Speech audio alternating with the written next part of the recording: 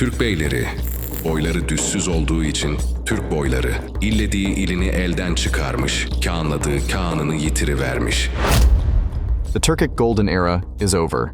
With the death of Taspar, the last great Göktürk ruler, the empire is on the brink of civil war. But as the four contenders for the throne are about to duke it out, the new Sue Dynasty in China is threatening Turkic officials in Chang'an. Forced to leave China altogether, they ask for help in Ötüken. There, Ishbara has made himself Khagan. Despite efforts by his three rivals, Apa, Amrak and Tardush, to dethrone him, Ishbara gathers an army and attacks the Sue Dynasty along the Great Wall.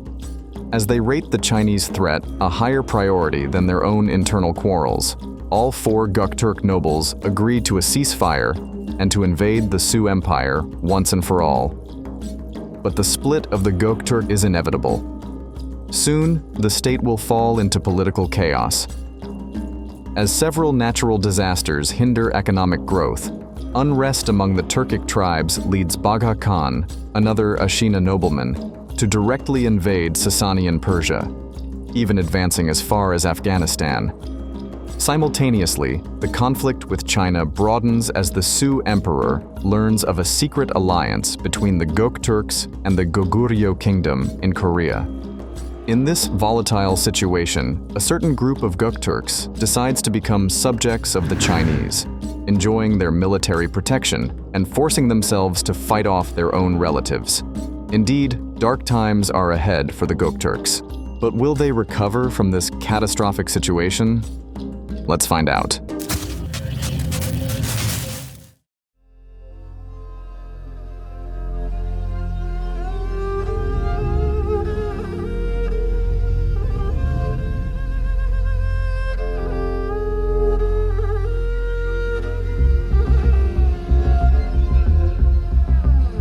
Let us quickly recap the events that led to the Göktürk Civil War. When Taspar passed away in 581, he left behind a world empire of epical proportions. It had withstood all the crises and conflicts of the previous 30 years.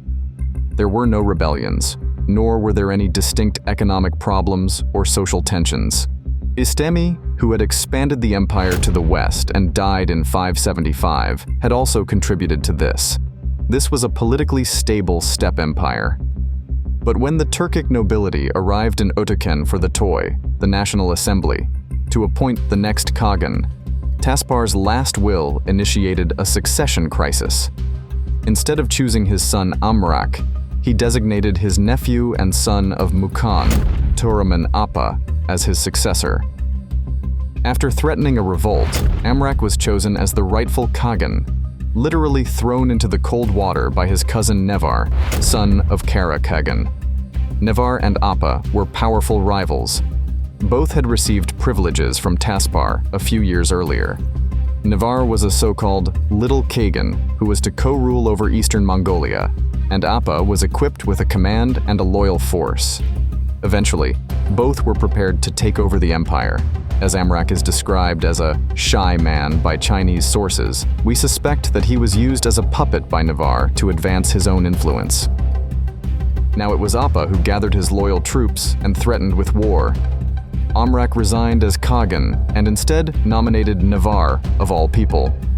Apa now openly declared war on his rivals and left Ötüken to seek assistance from Tardush, son of Istemi, in Kyrgyzstan. As Nevar stayed in Ötüken, he took on the title Ishbara, a term of non-Turkic origin. Then he married Tianjin, a princess of the Zhou dynasty. She was also a poet. Tianjin had been the wife of Taspar. Adhering to the Turkic Ture, she married the new ruler on paper to secure her social status and protect her from discrimination. In reality, she massively influenced him in political affairs. Tianjin's family had been slaughtered by Puliuru Jian, a military commander who had overthrown the Zhou dynasty. As he left Empress Ashina, belonging to the Zhou, untouched, he ordered all Turkic officials and guests within China to leave immediately. Angered by this action, and instigated by Tianjin's lust for revenge, Ishbara Khagan ordered an attack on the newly established Sue Empire. Just as Turman Apa and Tardush arrived in Ötüken, Ishbara persuaded them to a ceasefire. They joined his cause, and together with Ishbara's son Bagha, rode into battle.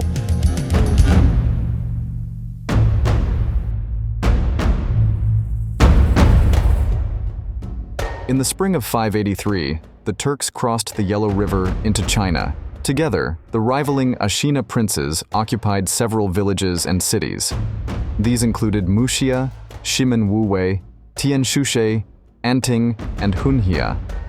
The Chinese commanders, loyal to the Sue Dynasty, were not courageous enough to confront the invading armies at first and retreated into inner China. For the first time, the Göktürks controlled a sizable swath of territory that had been administered for centuries by Chinese dynasties. It is probable that they also plundered it, but they were not interested in permanent occupation. The Turks' goal was Chang'an, the capital of the Sue Dynasty. Just then, the kings of the steppe received news of a rebellion. The Tolos tribes had taken advantage of Tardush's absence and rebelled. Tardush then withdrew his troops and marched quickly to the west of the empire. Ishbara, Appa, and Bagha held the line along the front. At this moment, Emperor Wen ordered mobilization. The noble general Shuang launched a surprise attack near Paitao in June 583. The Turkic army was completely unprepared and was badly hit. The Turks were forced to retreat completely after this act of intransigence. But the situation worsened. A deadly disease was rampant in the army. Many Turkic warriors died during the retreat. It was at this moment that the Chinese agents and spies intervened. After decades of exchange, it was not unusual for the Turks to be joined by Chinese, and vice versa, as we have already seen in Chang'an. But these Chinese stirred up resentment in the Turk army and incited the commanders against each other. At the order of Emperor Wen, of course. A quarrel broke out between Appa and Ishbara. Appa withdrew westwards with his soldiers, but Ishbara followed him and attacked him. Appa's troops lost the skirmish and had to retreat further west. But once again, Ishbara was hot on their heels, and once again, they were defeated. Appa fled again to Suyab, to the court of Tardush, who was still busy with the Tolos rebellion. Ishbara made a halt and secured the obedience of the local rulers before returning to Ötüken.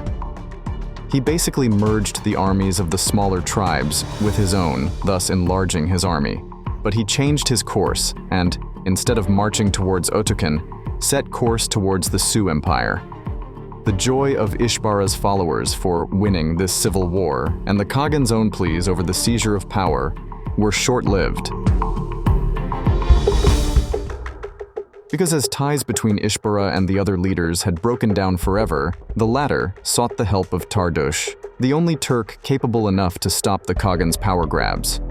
Tardush had established himself as king in the west, subduing the Tolos tribes and ending their little revolt, one that might have been instigated by Chinese agents too. Tardush gathered the local rulers and made his ambitions clear, to overthrow Ishbara and reunite Göktürk Khaganate. At the same time, Sue Emperor Wen was preparing for military action. Driving the Turks back to the steppe did not hinder them from pillaging China again. Wen's covert actions against the Göktürks had been very successful. First, he stirred up dissent within the Turkic nobility. Then, he instigated Turaman Appa's war against Ishbara. And lastly, even turned Ishbara's own son, Bagha, against him, as the young prince also sought help of Tardush. Back in Ötüken, Ishbara even had Appa's mother, his own aunt, murdered. Wen had successfully isolated Ishbara from the Turkic nobility. Thus, his first part, to divide the Turks, had succeeded. Now, he wanted to conquer them. But Ishbara's political compass turned by 180 degrees and made Wen rethink his strategy. Ishbara was looking for help from China. Although he had invaded their territory a few months ago, his rule and even life were at stake. Not only did he expect military actions by Emperor Wen, he further anticipated an invasion of Ötüken by the Göktürks from the west. And indeed, Tardush was preparing a large-scale attack. Together with Appa's and Bagha's troops, as well as the subjugated Tolos tribes, His army may have numbered 50,000 warriors. Emperor Wen got wind of this.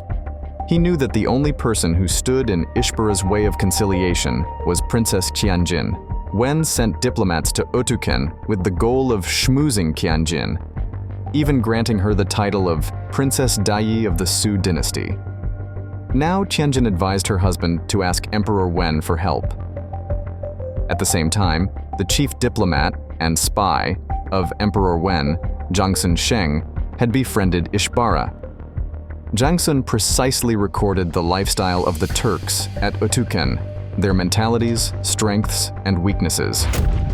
His deep knowledge enabled Wen to send other spies to Tardush in the west, always disguised as dignitaries, to keep track of the civil war. Finally, Ishbara agreed for his part of the empire to become a tributary state of the Sue. In return, he was granted military protection by Wen. For the Chinese, the Western Turks were the greater threat. Thus, it made sense to ally with the weak against the mighty. In September 585, the third year of the Civil War, the Western Turks marched towards Ötüken. Ishbara had already fled to China, not even bothering to defend the capital. But what happened next?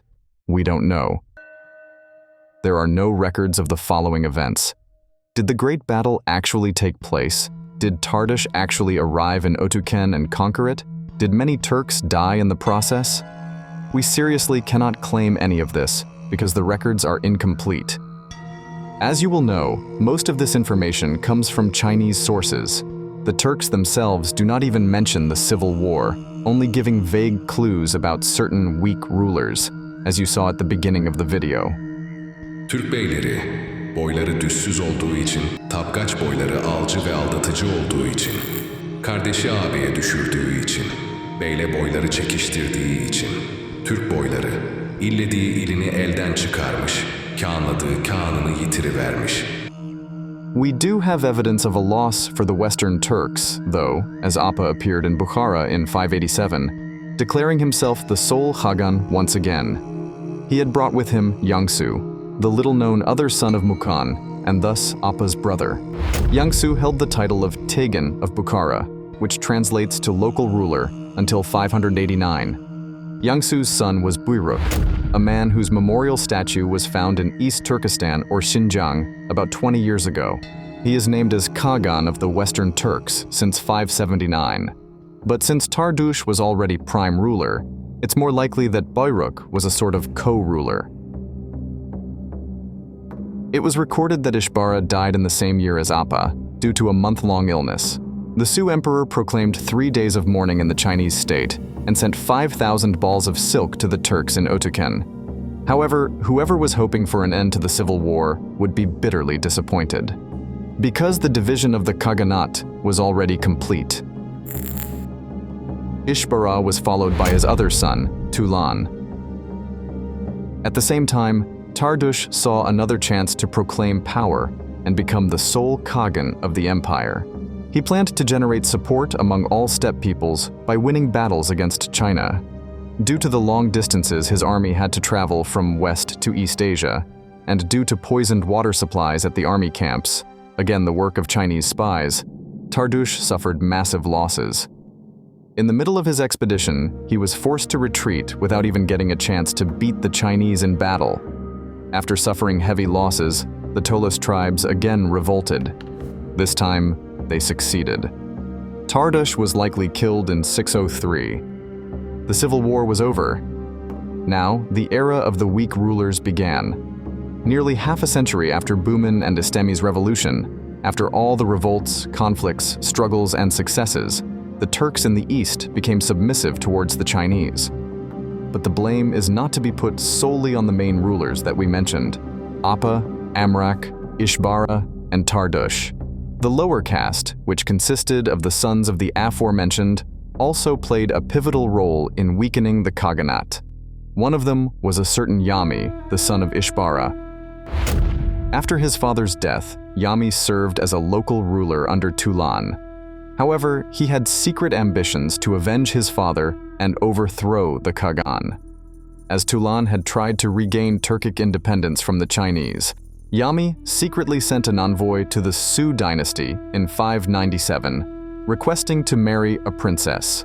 The Chinese chancellor at that time was Pei Ju. Correctly assessing the situation, he offered Yami the hand of Princess Anyi, provided that Yami eliminated Tianjin, who was now formally Tulan's wife. Yami had her murdered and was then granted to marry Princess Anyi. Tulan thought of a Chinese assassination and started attacking the Sue Empire in 599. Each time he attacked, the Chinese armies were in the right place at the right time, always being a step ahead of the Turks, thanks to Yami's secret correspondence with Pei Ju. Tulan finally found out about Yami's treason and drove him away. Yami found refuge in China. After Princess Anyi died, he was granted the hand of Princess Yicheng. It was this Chinese woman who would help bring the Göktürks down in the span of 30 years.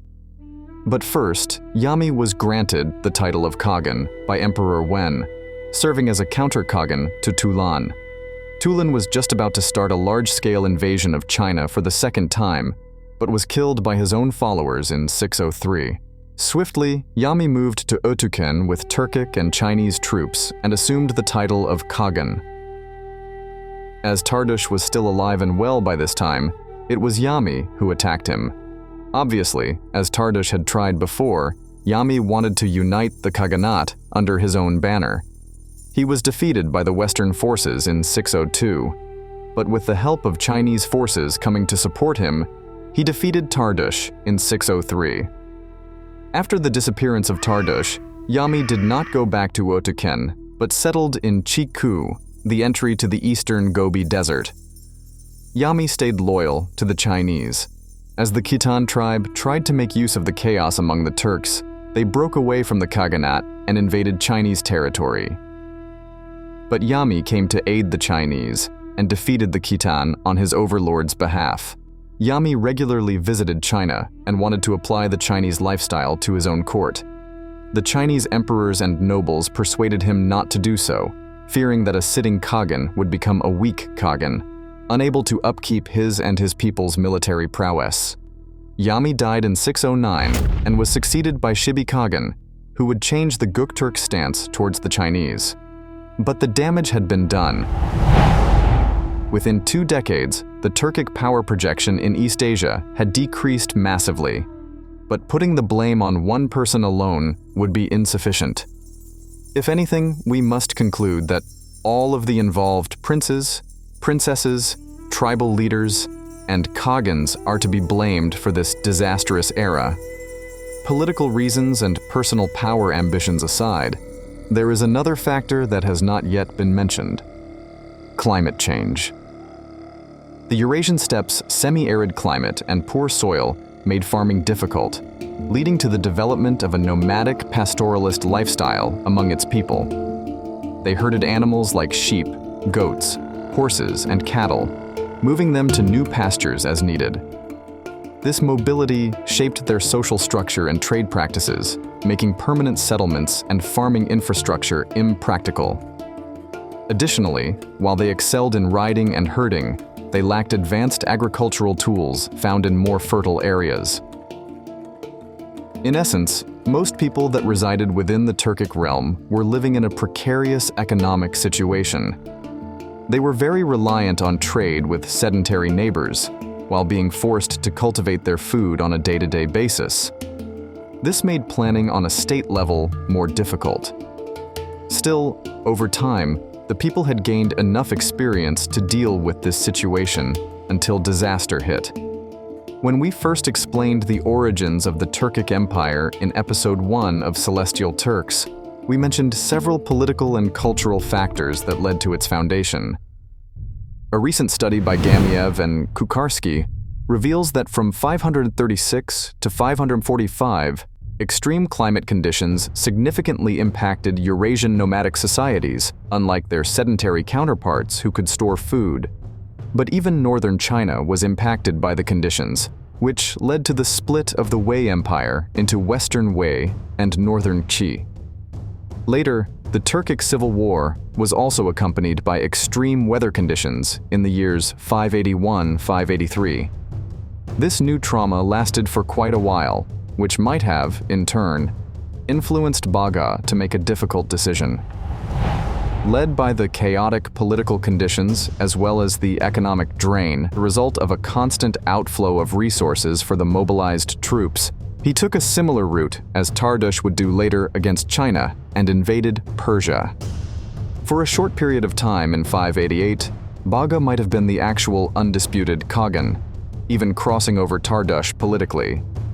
He crossed the Oxus River with a large Turkic army and was joined by Hephthalite warriors. Together, they conquered the cities of Balkh, Herat, Talokan, and Badghis, all located in Bactria, the northern part of modern-day Afghanistan. Bagha most certainly did what Istemi did not see as necessary, a full-fledged war with the Sassanian Empire. The Göktürks expanded westward beyond Afghanistan to Hyrcania in northern Iran, previously invaded by Istemi nearly 30 years earlier.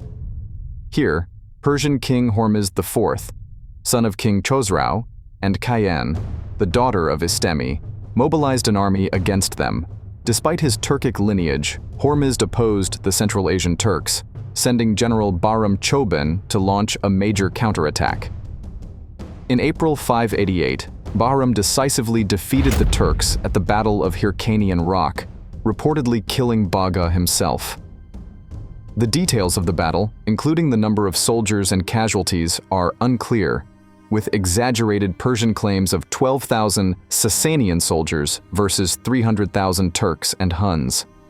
It is more likely that the Persian side numbered 10,000 and the Turkic side 10,000 to 15,000 soldiers.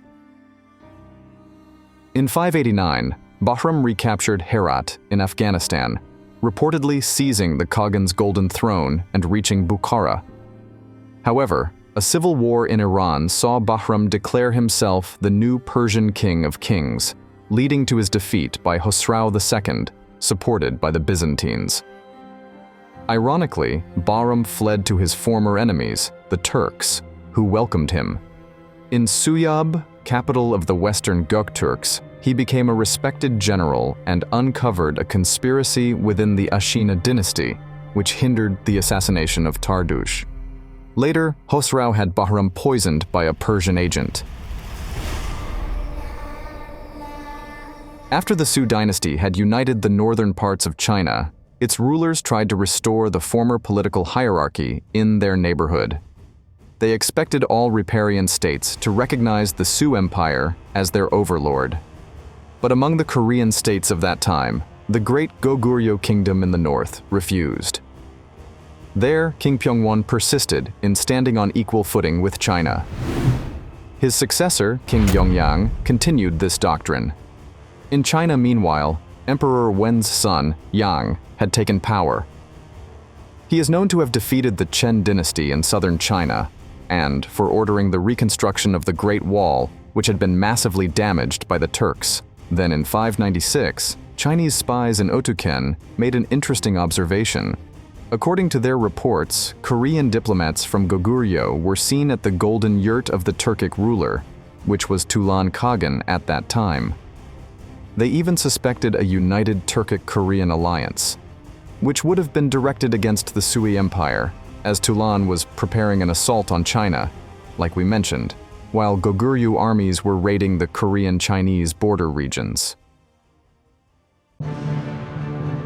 After some consideration, and with diplomatic efforts on all sides failing, tensions peaked and led to the outbreak of a new war. The Sue Empire directly attacked Goguryo, both on land and by sea, with the goal of subjugating and bringing the entire kingdom under Chinese dominion. The Turks, partially under influence by the reign of Yami Khagan, did not stand by idly. In the end, Goguryo would prevail, and after two failed large-scale assaults, the Sue Empire would crumble from within. But the dissolution of the Sue ironically laid the foundation for the end of the Göktürk Empire too. After escaping the dark era of the Civil War, the Turks were about to make their hardest decisions yet. And while tensions in the east rose to new highs, the Western Turks also became diplomatically active. 50 years after its initialization by Istemi Yabgu and Emperor Justin, The Turco-Roman alliance was revived by Tong Yabgu in the east and Emperor Heraclius in the west. Their common goal was to defeat the Persians in battle once and for all, and this time, they would succeed. As the Turks entered the darkest era, the last ember of their struggle was not merely flickering for survival. It was the spark that would set ablaze a new chapter in their legacy.